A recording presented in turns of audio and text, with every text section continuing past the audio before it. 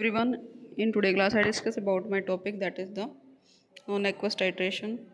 The organic acid and the bases are insoluble in water. These are extremely weak and they cannot be analyzed using normal titrometric method. Hence the non-aqueous titrometric method are the employed. The main principle involved in the non-aqueous titrometric method is the samples are dissolved in non-aqueous titration.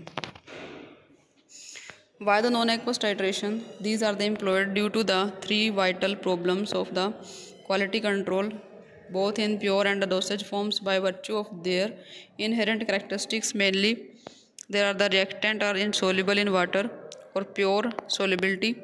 Reactants are the weak reactive in aqueous medium. Reactants are the very weak acidic and the weak basic in nature. pK value is the less than 7 and peak. There are the weak acids. pK value is greater than 7 is the weak base. Initially, the above three problems were usually avoided in the following manners. First is the amine salt. It is the first change to the water soluble free base is extracted with an appropriate organic solvents and treated with an excess volume of standard acid. Subsequently, the solvents were evaporated and the remaining acids determined with a standard base. Sodium salt, it is the first acidifying to release the water insoluble organic acid extracted with a suitable organic solvent.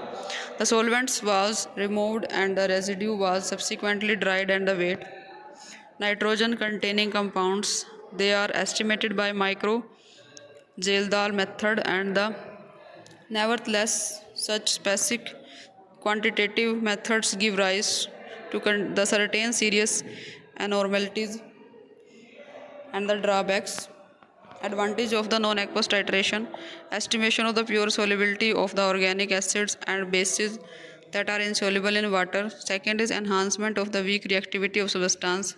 Selective titration by using suitable solvent and titrant of acidic and basic component of the physiologically active moiety of a salt.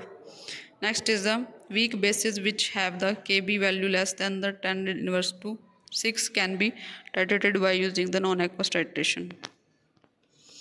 Theory, there are the according to Bronsted-Lowry theory, the various reactants are the take place during the many aqueous titrations where an acid is proton donor and base is a proton acceptor. Therefore, when an acid undergoes a dissociation, it gives rise to a proton and the conjugate base of the acid.